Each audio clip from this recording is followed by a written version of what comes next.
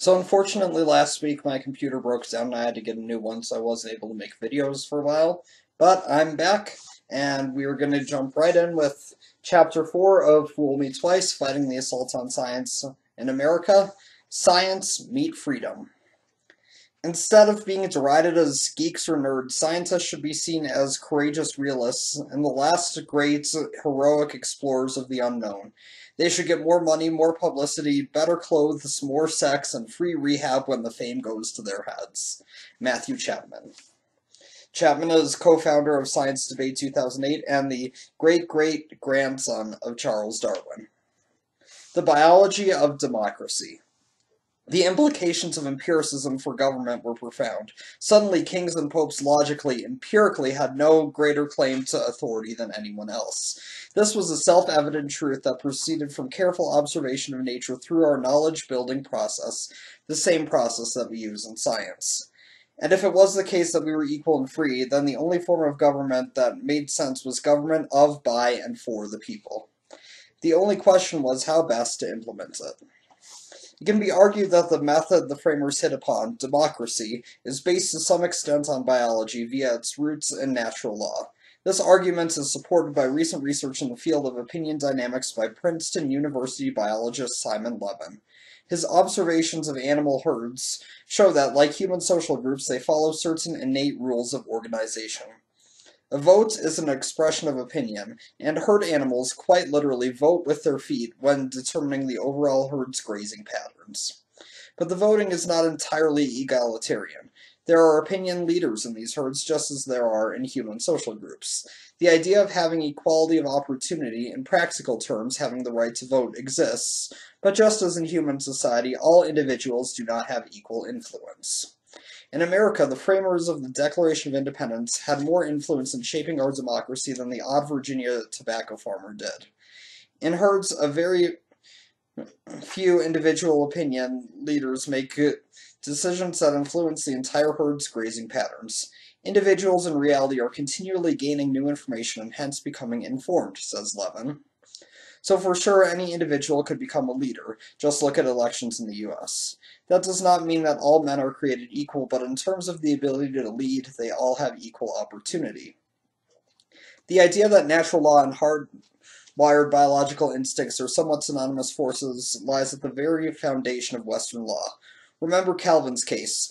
The law of nature is that which God at the time of creation of the nature of man infused into his heart for his preservation and direction. In today's language, this is another way of saying biological nature, or more commonly human nature, what drives us naturally as reasonable creatures. What democracy did was to structure and channel those natural opinion dynamics, what we call natural law, for use in organizing society. Democracy is rooted in our biology. Fecundity requires fertile soil. Because of this close relationship between innate individual potential and the opportunity afforded by democracy, science has made the greatest advances in liberal, as in free and open, democratic societies that spread freedom and opportunity broadly, like Fertilizer, through tolerance, diversity, intellectual and religious freedom, individual privacy, equal individual rights, free public education, freedom of speech, limited government authority, consideration of minority views, and public support for research. These societies acknowledge the role of opinion leaders, but tie their actions closely to the feedback of the herd. In The Science of Liberty, science journalist Timothy Ferris demonstrates how powerfully many of these qualities have promoted the wealth and progress of the nations that have embraced them, and how their restriction by regressive, fundamentalist, theocratic, and totalitarian governments, in other words, authoritarian governments, have led to comparatively few scientific advances and resulted in those nations falling further and further behind the liberal democracies both economically and technologically. This has occurred largely for two reasons. The first is intellectual flight. Historically, the brightest minds have migrated to open societies, and once there have made discoveries and created works that enriched and advanced those societies. A classic example is the intellectual flight from fascist Europe in the years leading up to World War II. Persecution, particularly of Jews and homosexuals, spurred immigration that turned America into an intellectual mecca. America offered scientists and artists freedom, tolerance, egalitarianism, opportunity, and support for their work, and it had the military strength to protect those ideals. In return, the new immigrants gave America breakthroughs in chemistry, biology, and physics, and an expanded Hollywood liberal narrative culture, America's chief cultural export.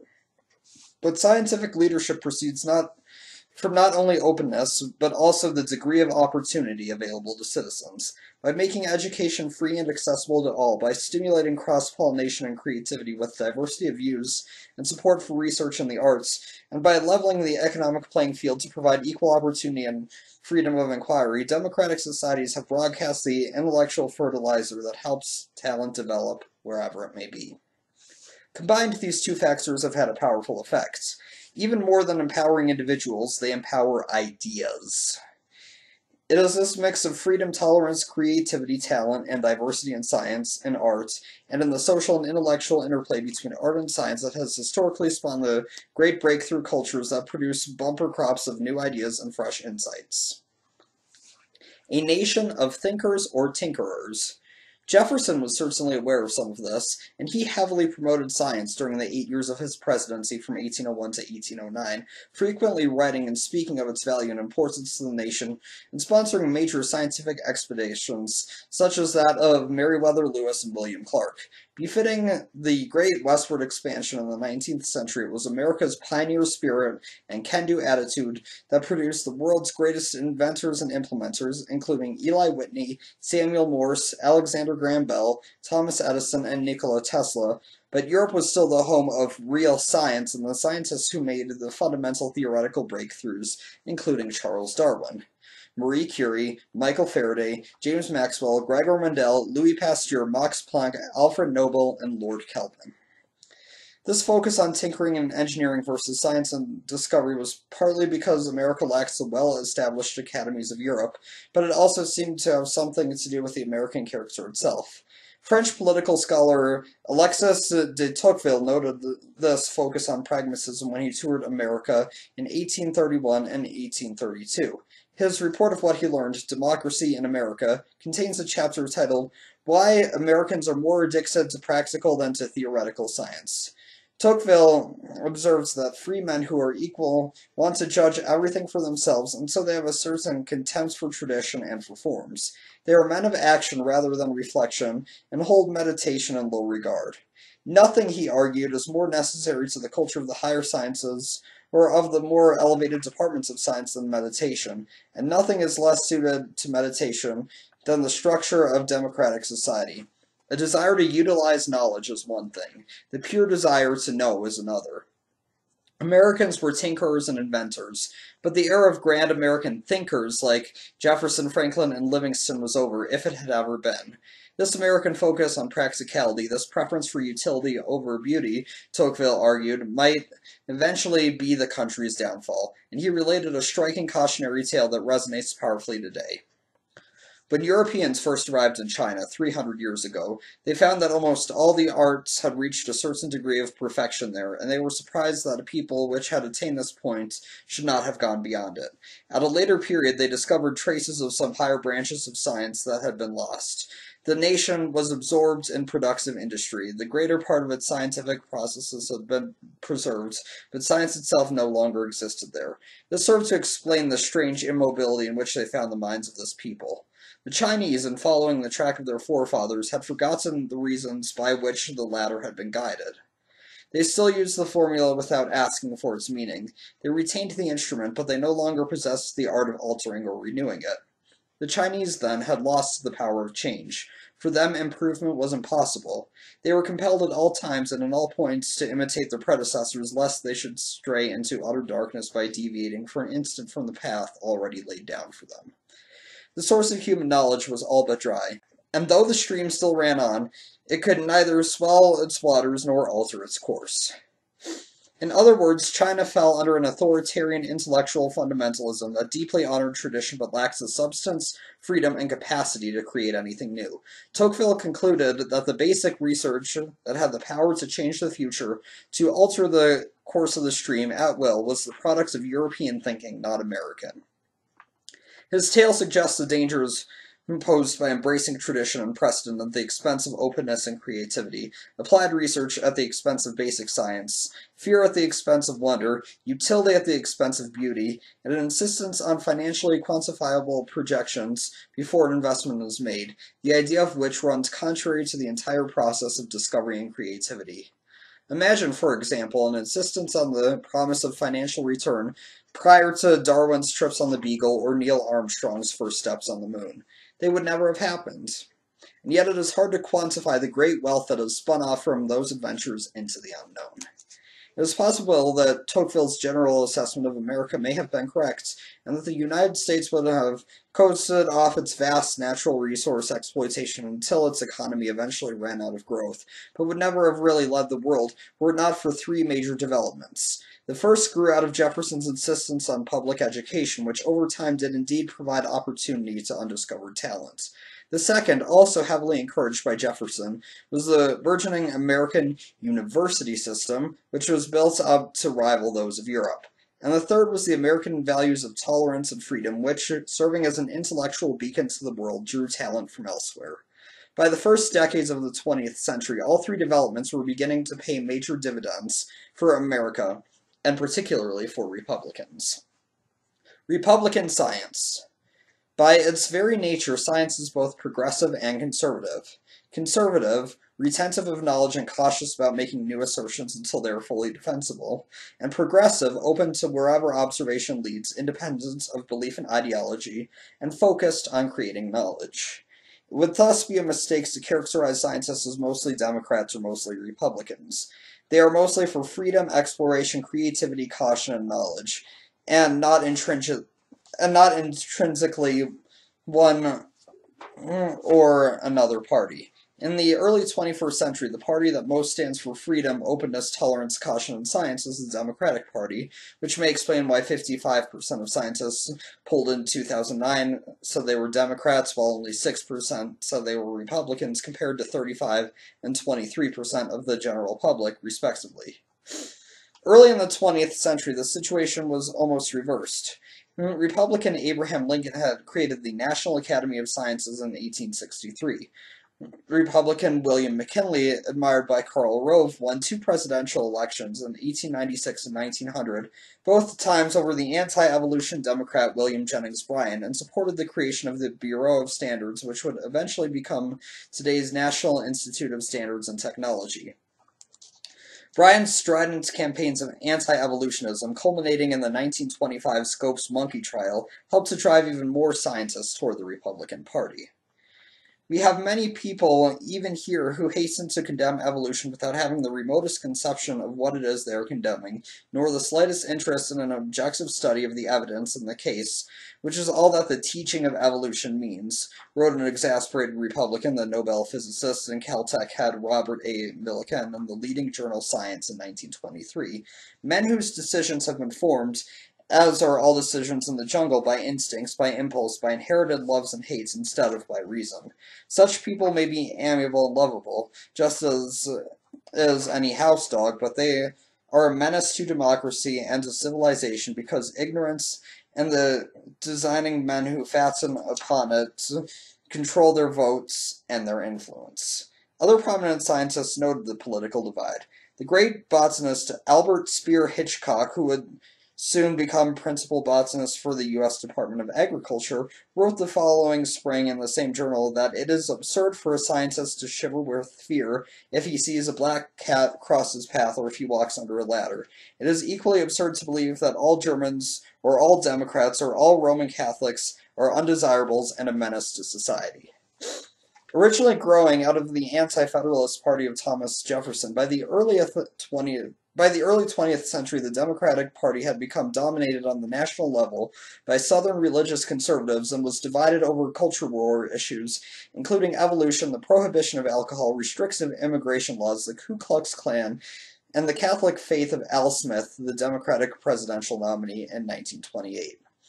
Republicans, by contrast, were the party of Abraham Lincoln and Theodore Roosevelt, of progressive optimism and tolerance, married with environmentalism and finance, the party of rationalism and national parks. And by the 1930s, one of the most famous men in the world was a Republican scientist named Edwin Hubble. Hubble, who was born in 1889, grew up in Marshfield, Missouri, and then at the turn of the century in Wheaton, Illinois, where he attended public school and was famous for his athletic prowess. At the time, science was considered a somewhat fanciful pursuit and a less than solid career path, suited more for adventurers and wealthy gentlemen scientists than professionals. Hubble's father wanted him to be the consummate professional, a lawyer, and when Hubble earned one of the first Rhodes Scholarships while a star student at Millikan's at the University of Chicago, he went to the Queen's College at Oxford University to study law. Still, it was a time when great discoveries were being made in astronomy which captivated Hubble's imagination. America was entering a golden age of science, propelled in no small part by the massive philanthropic investments of two Republican men. Steel magnate Andrew Carnegie, who funded public libraries across the nation, helped found what is now Carnegie Mellon University, and funded basic scientific research through the Carnegie Institute of Washington, since renamed the Carnegie Institution for Science, and John D. Rockefeller Sr., who endowed the University of Chicago as well as Rockefeller University and Johns Hopkins University's School of Public Health.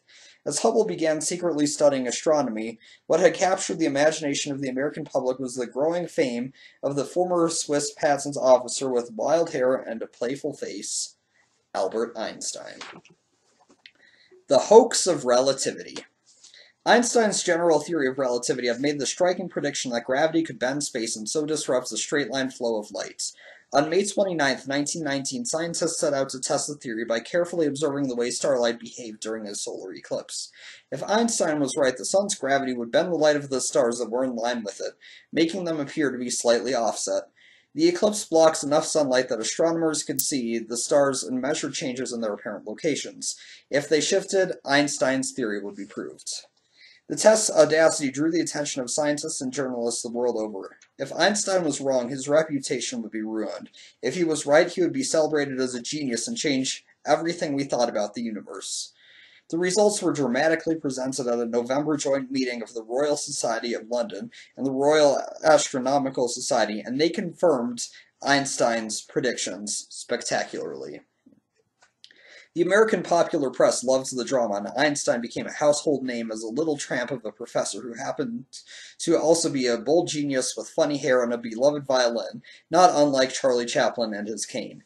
In contrast to the image of a snobby European intellectual, Einstein connected emotionally as an underdog, a trait that appealed to the anti-authoritarian American spirit and was cited in press accounts of his hero's welcome when he first visited America in 1921. America's embrace of Einstein stood in stark contrast to the treatment he was getting at home. Right-wing relativity deniers, like modern American climate science deniers, mounted ad hominem attacks against Einstein and his theory, which they loudly branded as a hoax. They were led by an engineer named Paul Weyland, who formed a small but mysteriously well-funded group that held anti-relativity rallies around Germany, denouncing the theory's Jewish nature and culminating in a major event at the Berlin Philharmonic Hall on August 24, 1920. Einstein attended only to suffer more personal attacks. The political animosity grew so bad that Einstein decided to leave Berlin.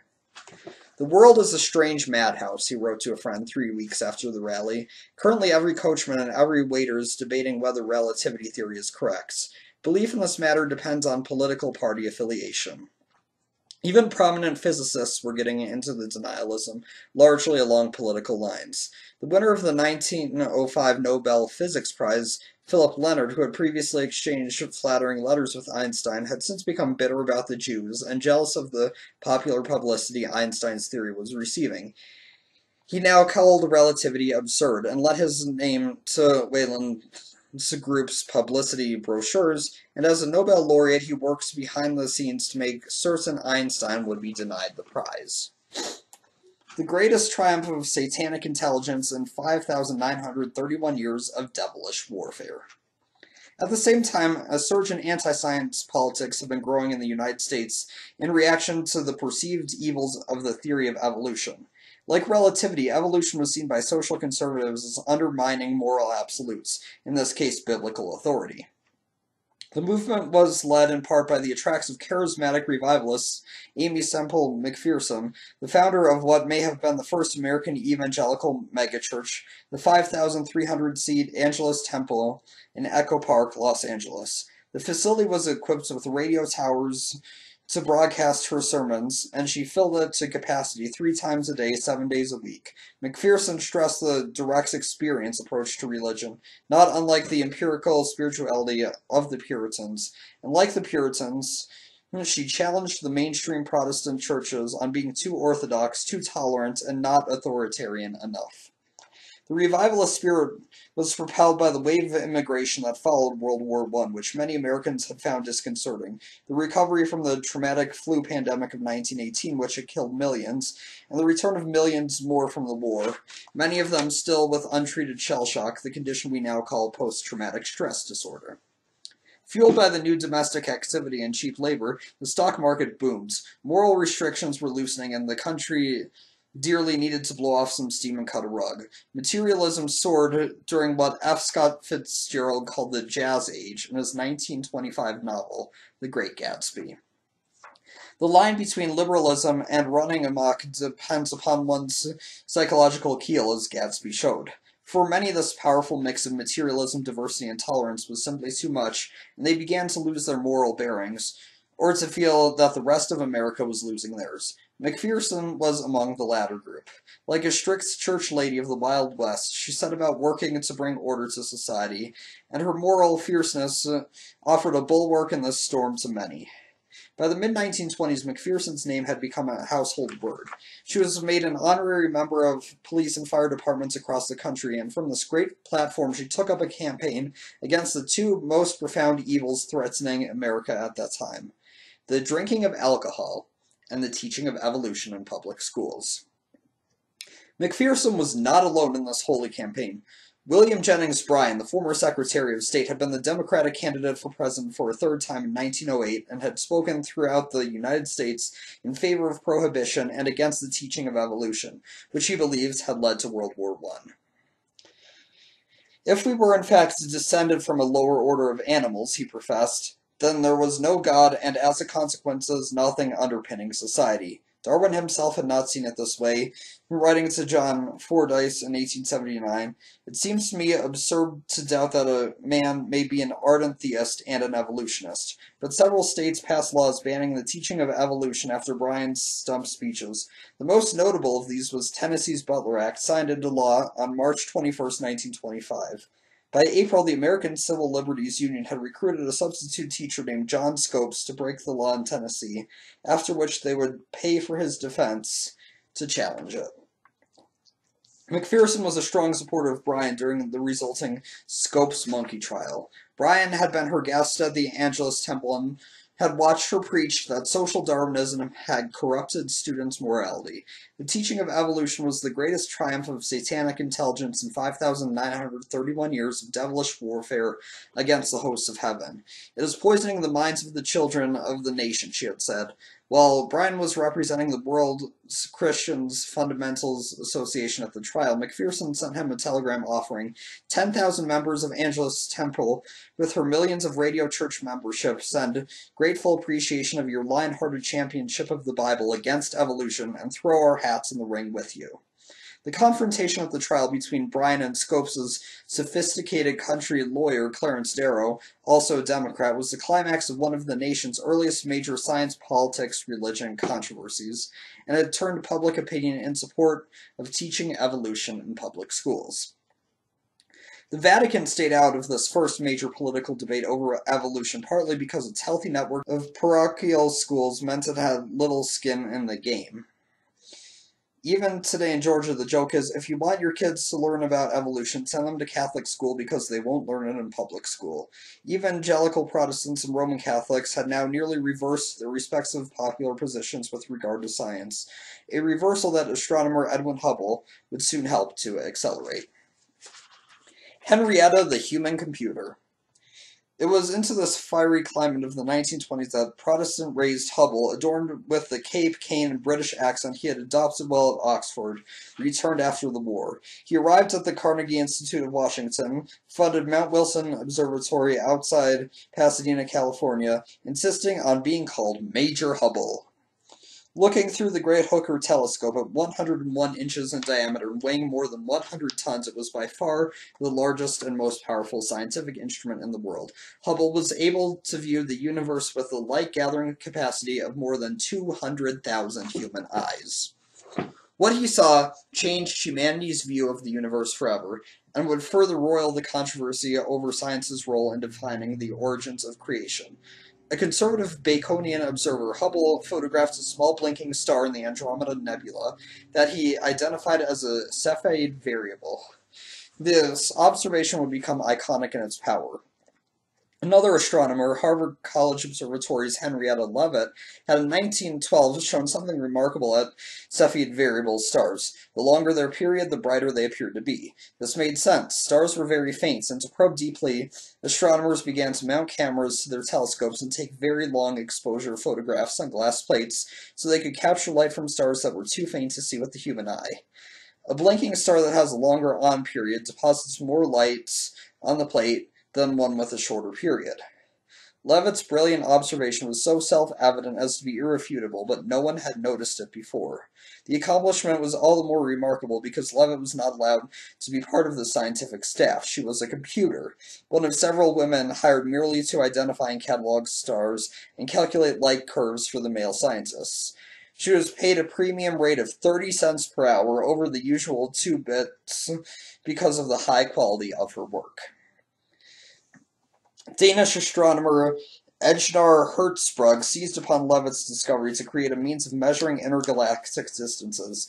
Using inductive reasoning, Hertzberg determined in 1913 that if two Cepheid variable stars had similar periods but one was dimmer than the other, it was probably further away. He found Cepheids close enough to Earth to measure the distance to them using statistical parallax and was able to compare this with their apparent brightness, their brightness as observed from Earth. The resulting formula allowed scientists to measure the distances to all Cepheid variables. These blinking stars became standard candles for measuring distance throughout the heavens. This was an immense discovery, and in 1915, American astronomer Harlow Shapley, a liberal Democrat, used it in Mount Wilson's 60-inch telescope to map the Milky Way in 3 dimensions. Shapley's measurements expanded the known size of the Milky Way several-fold and showed that the Sun was not at the center of the galaxy, as had been thought, but was in fact located in a distant outer arm. This overturned the concepts of the centrality of humans yet again, and Shapley was celebrated as the greatest astronomer since Copernicus, a title he himself helps promote for having achieved the overthrow of the heliocentric universe. The Great Debate, a cautionary tale. In what would become an important cautionary tale for American science, and by extension democracy, and much of what ails American politics today, Shapley became blinded to reality by his belief that the Milky Way was the entire universe, or maybe his hubris in wanting to believe that he had mapped the whole shebang. He argued that the spiral nebulae seen in the heavens were simply wisps of gas and clouds of dust within the Milky Way, rather than the entire island universes, galaxies of their own, as fellow astronomer Heber Curtis posited. He had debated this point with Curtis at a meeting of the National Academy of Sciences in April 1920 in an event famously called the Great Debate. The debate ended in a draw because there wasn't yet enough observational data to draw firm conclusions, and this was partly because Shapley, without realizing it, had stopped using Locke's and Bacon's inductive reasoning to build knowledge from observation, and was instead trying to prove his point with a rhetorical argument, an a priori, top-down, Cartesian approach of first principles that had him arguing more like an attorney than a scientist. When his assistant Milton Humason showed Shapley a photographic plate that seemed to indicate the presence of a Cepheid variable in Andromeda, Shapley shook his head and said it wasn't possible. Humason had unimpressive formal credentials. He had been elevated to assistant from a lonely mule driver, and had but an 8th grade education, but it was Shapley's a priori idea that occluded his vision. He took out his handkerchief and wiped the glass plate clean of Humason's grease pencil marks before handing it back. No one realized it at the time, but Shapley's career as a major scientist ended at that moment. Soon after, Shapley moved on to run the Harvard College Observatory while his rival Edwin Hubble took over the telescope, adopting the uncredentialed but nevertheless brilliant Humason as his assistant and conservatively adhering to a strict Baconian observational methodology. Hubble identified Cepheids in Andromeda and used them to show that the spiral nebula, as he called the galaxy, was not part of the Milky Way at all. In fact, it was in fact nearly 1,000,000 light-years distant, more than 3 times further away than the diameter of Shapley's entire known universe. The great debate was settled, and Hubble became an overnight sensation. A Republican expansion.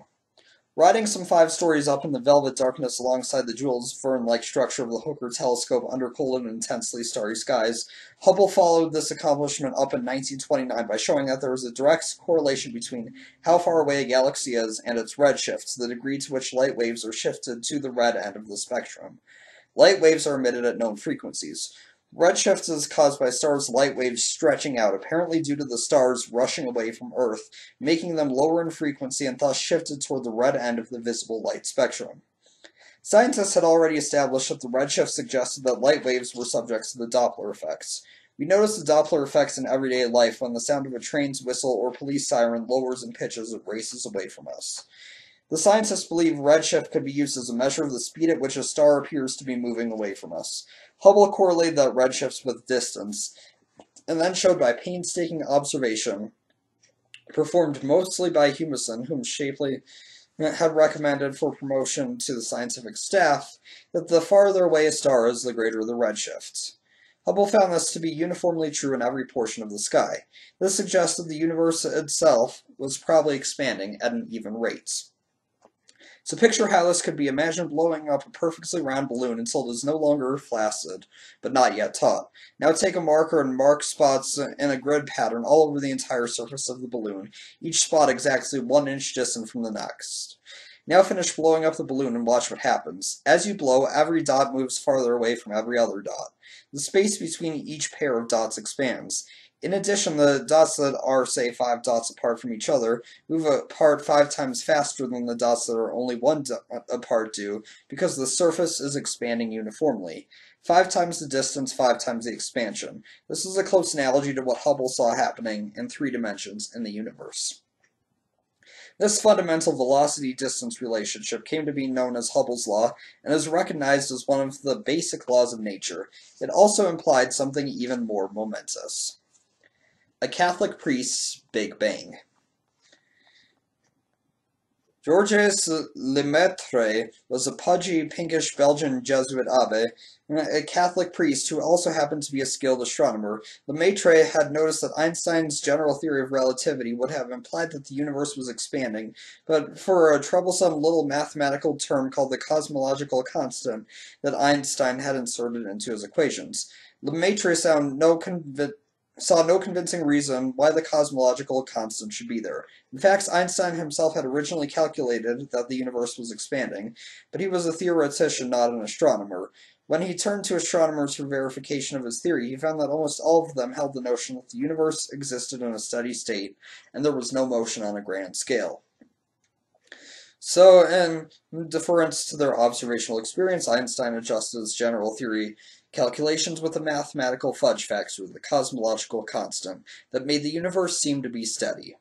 Lemaitre had independently been working off the same mathematical principles that Einstein had originally laid out, and in 1927 he wrote a dissenting paper in which he argued that the universe must be expanding, and that if it was, the redshifted light from stars was the result of this expansion. This redshift had been observed by a number of astronomers, but until then there had been no consensus on what the cause could be. Lemaitre saw Hubble's self-evident observations and clear logic and immediately realized that I confirmed his math and refuted Einstein's general theory. Furthermore, he deduced, if the universe was expanding equally in all directions, it must have initiated in a massive explosion from a single point. This meant to him that the universe is not infinitely old, it has a certain age, and that the moment of creation, which British astronomer Fred Hoyle later mockingly called the Big Bang, was analogous to God's first command at the beginning of the good Abbe's most cherished book, the Bible, let there be light.